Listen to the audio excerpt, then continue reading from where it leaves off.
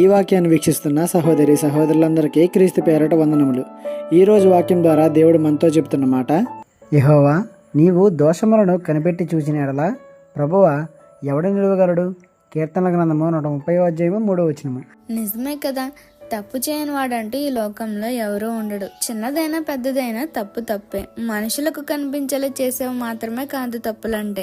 నన్ను ఎవరు చూడట్లేదు, నేను ఎవరికి కనపడట్లేదు అనుకుంటూ రహస్యంగా చేస్తావు చూడు, అవి కూడా తప్పులే. కొందరు మేము ఏ తప్పులు చేయము, కనీసం అబద్ధం కూడా ఆడము అని ఎదుటి వారిని కాదు తమని తామే మోసపరుచుకుంటున్నారు. ఎందుకంత హెచ్చింపుతనం, ఎందుకంత గర్వం? దేవుడు నీ క్రియలను, నీ జీవితాన్ని పరీక్షించి చూస్తే ఏమైపోతావు? నువ్వే మారుతావని నీకు అవకాశాలు ఇస్తుంటే మారాల్సింది పోయి ఇంకా నిన్ను నీవు హెచ్చించుకుంటున్నావు. నీ స్థితిని చూసి గర్విస్తున్నావు. ఆలోచించు, నువ్వు చేసేది ఎంతవరకు కరెక్టో.